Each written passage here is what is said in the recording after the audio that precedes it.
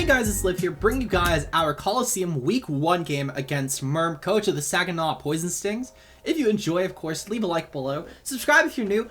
Click on all the links down below, obviously to things like my Discord. Obviously, if you want to join the Colosseum Discord, you're more than welcome to join that, Twitter, etc. So make sure you join. And with that said, let's just get right into the team builder. So my opponent's draft is honestly probably the scariest team if I was to not rank my own team. And to be fair, I still think this team might arguably be better than mine anyway. But if I was to not rank my own team in power rankings, I would probably put this team as the scariest in the league for, like, not even close.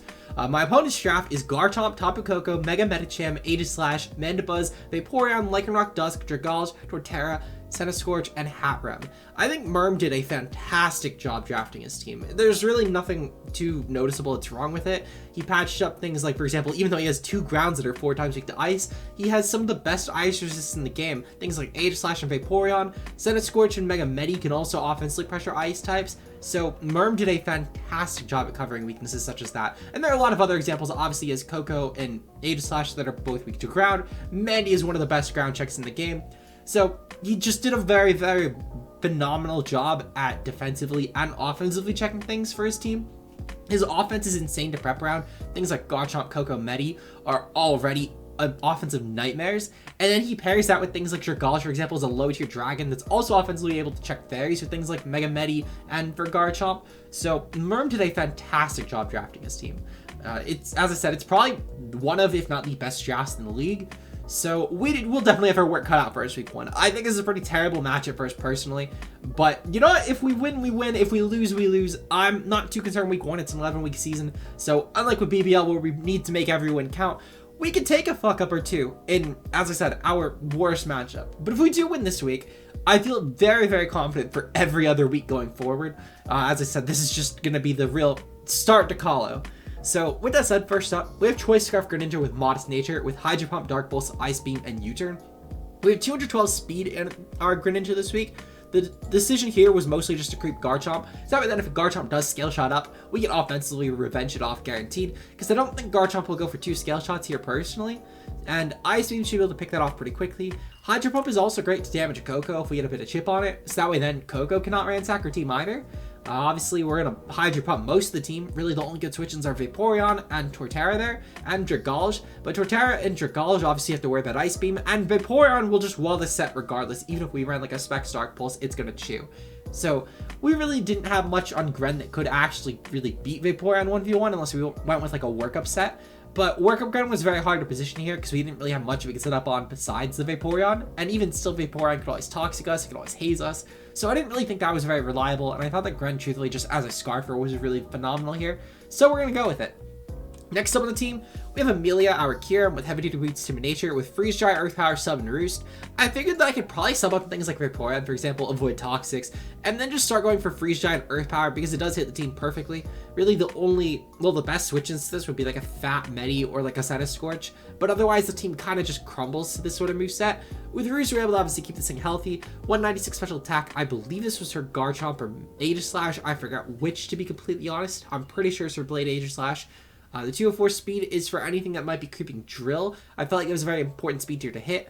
The 104 HP is just for the odd HP. This helps with better substitute rolls, because while we would have technically gotten more substitutes anyway, hitting with 108, it wouldn't have changed our amount of substitutes with 108 versus 104. This also helps with Stealth Rocks in case if we do lose our Heavy Duty Boots. There are a couple knockoff Pokemon, namely Mandibuzz, that I'm worried about. However, I believe Centiskorch also does get knockoff. Even still, though, Mandy is a phenomenal knockoff user, and I could totally see it running knockoff against our draft, especially when we do have Pokemon like Dusclops that do have fairly strong matchups here. Spoilers, I did not actually bring Dusclops, but it was an extremely 7th Mon here. I'll get into why we didn't bring it in a bit. So next up, we have Tornadus Therian this week with another Heavy Duty Boots with Timid Nature. We have Sludge Wave, Hurricane, Taunt, and U-Turn. With the 200 speed, this is designed so that we should be able to creep any sort of Modest Koko. I feel like this is very important because in the off chance that Koko does run Modest, Sludge Wave should be able to KO it guaranteed. So that should be great. That's what the 56 special attack is actually for. With the 248 HP and 4 Fizz Def, this is for the odd HP number, and the 4 Fizz Def was just left over. This can maybe help with things like Fake Out Medi, Bullet Punch Medi, or really just any sort of physical priority even to an extent to Cell Rock, but we're not really doing shit to Lycanroc Dusk. So I'm not really going to count that in terms of what this would actually be useful for. but it could still be very useful for things, as I mentioned, like Priority Medi, or even Aegislash to an extent, because I can always taunt it and then take the Shadow Sneak to still do so, so then it can't set up a Sword Stance on any other Pokemon on my team, because Sword Stance Aegislash is a pretty big nightmare for me, so just being able to taunt that is pretty huge. So yeah, Taunt in general is just really nice here. Taunt is also great to stop things like Scale Shot, SD, Garchomp from ransacking my team, because SD with Scale Shot, Earthquake, and Filler, really I only have like one check to that, which I'll get to that check later on in the draft. But in general though, I feel like this Taunt set is phenomenal against my opponent's roster. It's just going to really depend on positioning.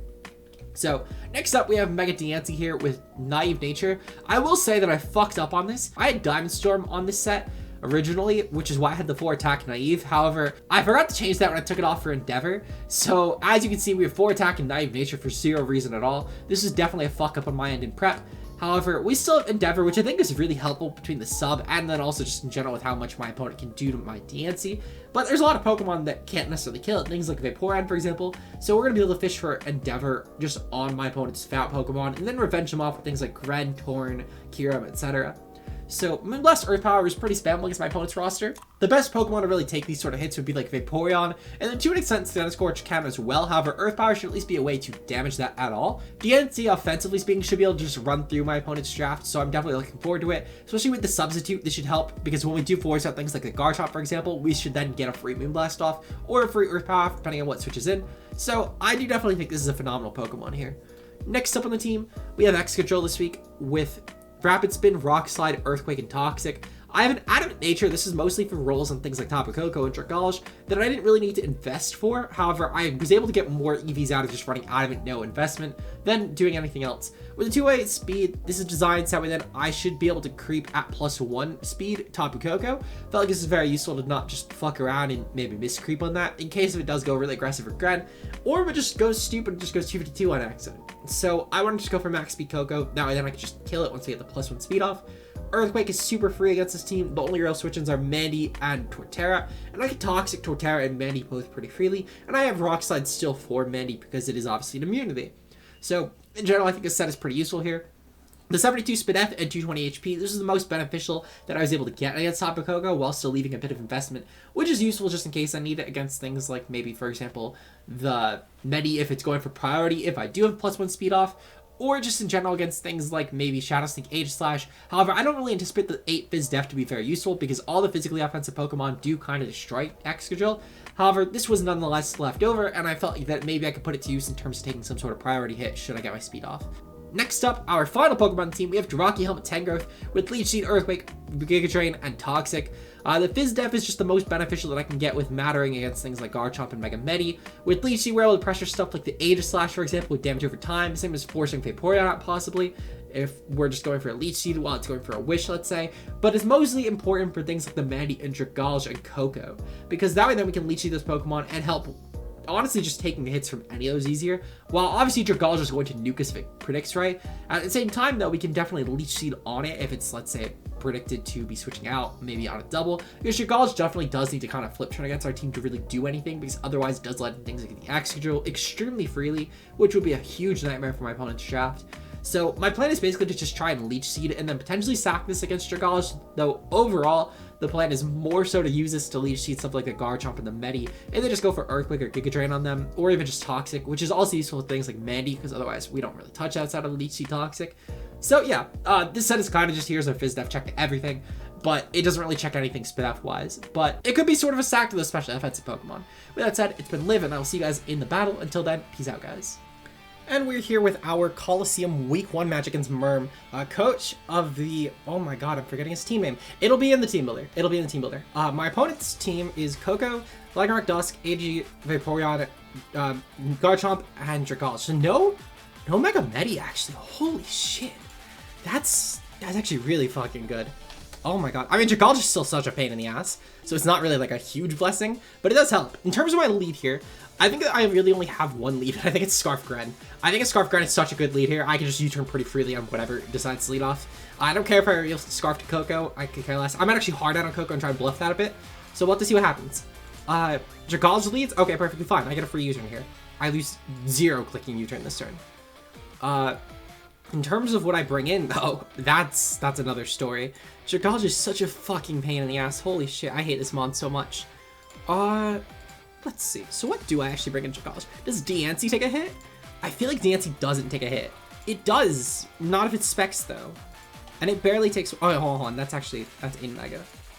It actually does take a hit. Okay, good to know. But I don't really do much back, though. Fuck. How much does Drill take? I mean, if it goes for Focus Blast this turn...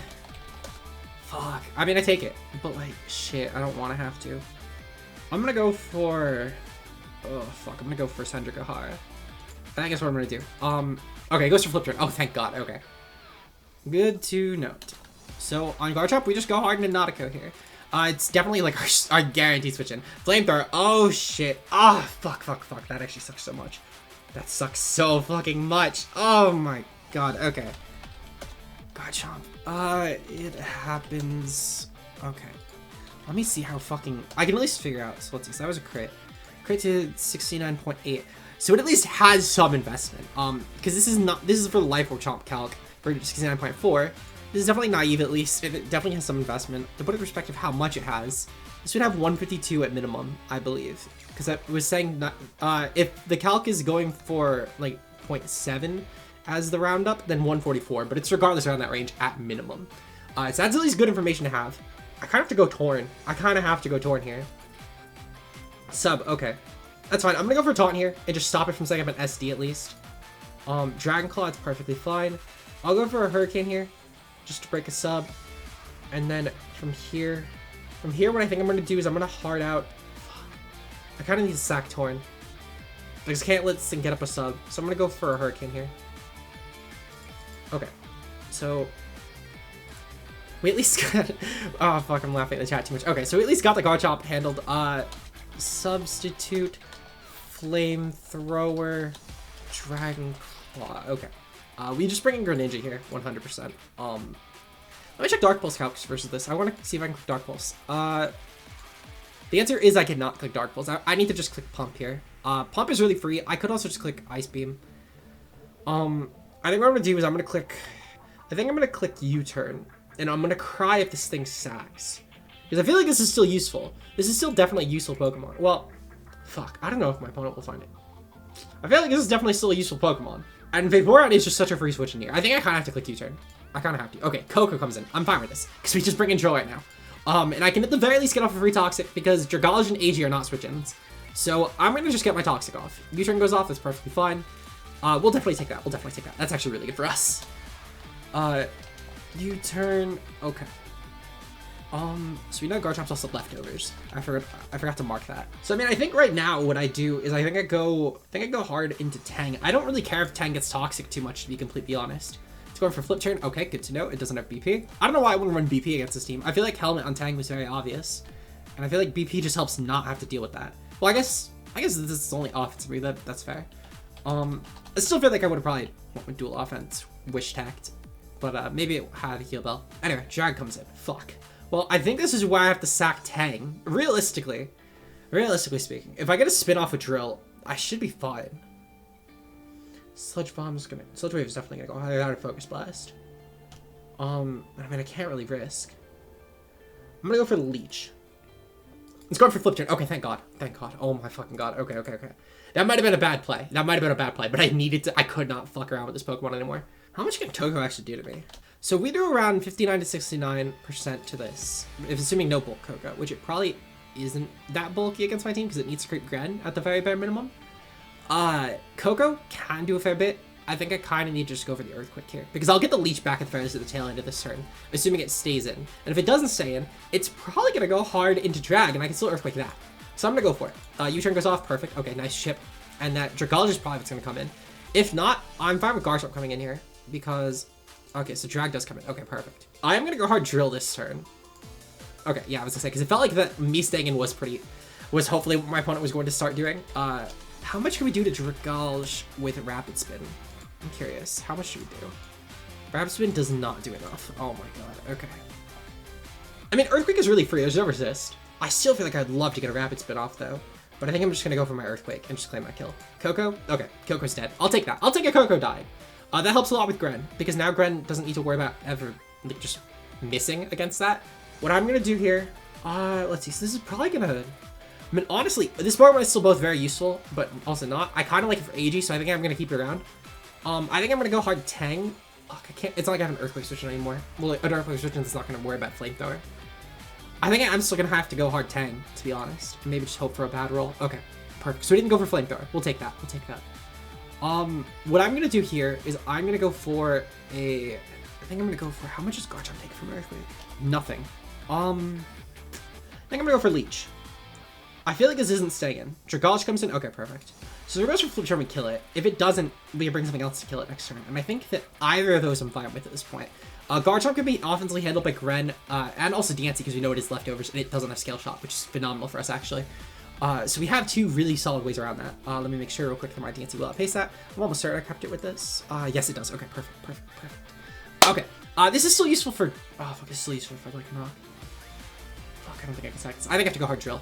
I think Drill is realistic in my best sack. I do still have Counterplay to AG, even though this is ideal to keep around, but I just need this too much for like a knock. So I'm gonna go hard. Okay, perfect. So Draco. Nice. So Dragalge is gone. Coco is also gone. That's huge. That means that Drill is a lot more expendable now. Garchomp is gonna come in. Tang is at full, so we should take 2 Flamethrowers. So what I'm gonna do is I'm gonna go hard Tang. Flamethrower goes off. Oh my god, that's really fucking special. To have done 50%, oh my fucking god. Maybe that low rolled me last time. How much should I be doing? Because that did way too much fucking damage. Okay, so at bare minimum to do 50.5, this needs to be doing... It needs to hit 216, which is a fair bit of investment. Holy shit. Let's see. So that's actually less than our crit roll, to be fair. That's definitely less than our crit roll. So actually, that is still in range. I don't know what I was thinking. Okay. I still think I kind of have to sack, to be completely honest. Or I could... I mean, I really can't go hard Gren on this, because if Gren gets predicted around, how much does Gren actually take? Greninja... Oh, Gren actually lives one. Okay, I'll go hard Gren then. Okay, this goes for sub, that's fine. We can get Ice Beam off. I'm just gonna go for another Ice Beam here. If Vape comes in hard, that's fine. Age Slash comes in hard here. That's less fine. We're gonna go hard Tangrowth. Special AG. Okay, so then I think I kind of... This is where I have to sack. I can't let this thing start getting shenaniganry off. I'm gonna go for Leech in case. Okay. That's perfectly fine. We'll go into Drill here. And we're just gonna click a free Earthquake this turn. Earthquake is so fucking free at this point. It's actually insane. So we're gonna go for Earthquake. If Vaporeon comes in, that's fine. Anything else is not gonna like taking an Earthquake though. So Vaporeon's gonna come in. That's fine. What I'm gonna do here is I'm gonna go for Rapid Spin this turn. And we're gonna get our Speed Boost. Okay, so it goes for a Wish. That's fine. And I'm gonna click Earthquake this turn. Okay, perfect. So this is just gone. Nice! We'll take the Vaporeon being gone. And we're +1 speed now too, which is phenomenal actually. It's so fucking nice. Against this, we kind of have to click Earthquake, and we kind of just have to hope it's not Shucka. So we're gonna click Earthquake here. It is Shucka. Okay, that's fine. We popped it at least. Close combat. Okay, so it is mixed AG. I think I go into Kira when I set up a sub. Do I not? I think I do. No, I think I go into Diancie and I set up a sub actually. I think that's what I do. Because if I get that sub up on this is so fucking good against whatever comes in. So I'm gonna go for my sub. Okay, so my opponent just stacks. That's fine. I'll just go over Earth Power. Earth Power is still very fucking free here. Earth Power kills the AG. That's fine. Okay. So right now it is just the Lycanroc left. And I kind of need to just Moonblast that. Yeah. We're gonna Moonblast. We're gonna kind of just hope. We're gonna hope that maybe this just doesn't have a Cell Rock for some reason, that we can win a Speed Tire. It's basically what we're banking on. If it has a Cell Rock, I think we might lose. But I think we kind of lost it the second we lost Tang, to be fair. But, I mean, that AG was so fucking... I could only get so fucking dumb predicting around that Age Slash. Because the second I mispredicted around it and I lost Drill, that was arguably worse, I feel like. So it has a Cell Rock. Okay. That's fine, actually, if it's going to click a Cell Rock. Then that might have been a choke. I'm going to go for it again. Oh my god, I think we won. What the fuck? I think we won the game. Okay, thank god. GG. Holy shit, we won week 1. If my opponent had like a Drill Run or something there and they didn't click it, then I think they choked. Otherwise though, then fuck, we won week 1. I'll take it. As I said, we could bring our top 6 and we could probably go 7-3. This was definitely, objectively speaking, probably one of our hardest matchups. I probably harped on that a fuck ton in our team builder, but I'm really glad that we were able to pull off a win and show that we actually weren't maybe a mistake in this division. I felt like personally, to be fair, this might have just been me being on a bit of a tilt recently, but I thought that I might have been a bad fit for the division. But I'll take a 3-0 win to start off the season. Hopefully you guys did enjoy that. If you did, make sure to leave a like, subscribe if you're new.